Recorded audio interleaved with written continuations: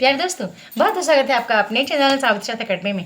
तो आज मैं ना ये प्रश्न उत्तर देख रही थी जिसमें RPSC, Haryana PSC, Rajasthan PSC, UP PSC, UPHESC, ठीक है, सबके पेपर थे भैया, देख डाला। काफ़ी मित्र मेरे से पूछते थे कि मैम आप जो ई बुक देते हैं वो क्या इसके अकॉर्डिंग है, वो नेट के लिए बनी है, इसके प्रश्न तो कुछ भी नहीं है। मैं सोचती थी जो लोग बोलते हैं इतना कठिन मतलब पेपर हमने असिस्टेंट प्रोफेसर निकाला, नेट का पेपर और इसका पेपर में धरती आसमान का अंतर है। इसका पेपर लग रहा था टीजीटी पीजीटी का पेपर है, आप उठा के देख लो।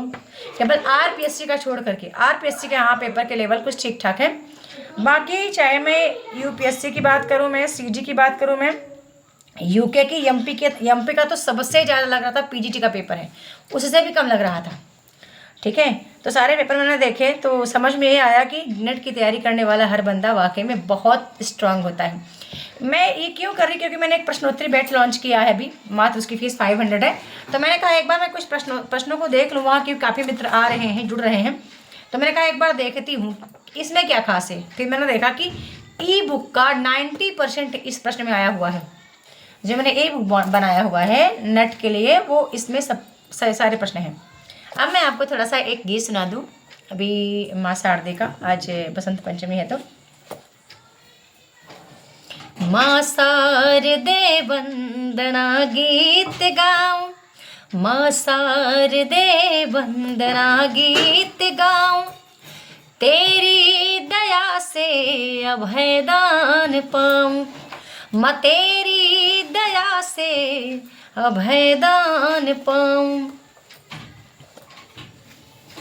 तू श्वेत वर्णिम है संगीत तुझसे, हर शब्द तेरा महर गीत तुझसे, देखूं जहाँ भी तुझे ही मैं पाऊं, मजाऊं जहाँ भी तुझे ही मैं पाऊं, तेरी दया से तेरा ध्यान ध्याऊं, माँ शारदे वंदना गीत गाऊं, माँ तेरी दया से अभयदान पाऊं, अभयदान पाऊं, अभयदान पाऊं। तो सभी मित्रों को कमेंट सेक्शन में लिखना है जय माँ सरस्वती।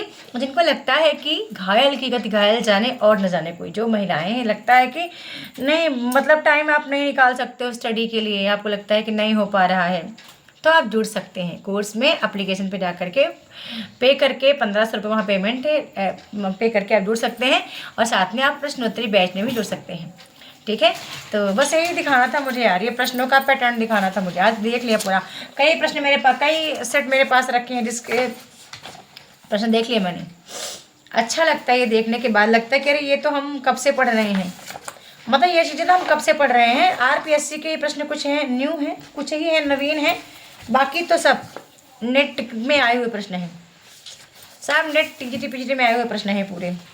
ठीक है, बस थोड़े से नवीन प्रश्न हैं आरपीएससी के, बाकी सब नेट के अकॉर्डिंग, नेट से भी कम है यार।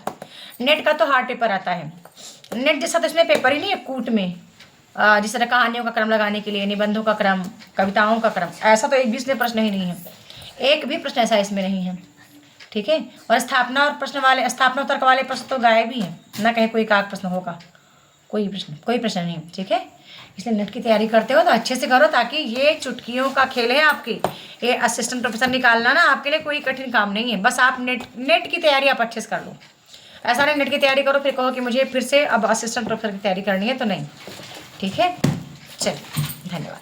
कमेंट सेक्शन में माँ सरस्वती जरूर लिखना है, और एक लाइक माँ सरस्वती के नाम करना है। धन्यवाद।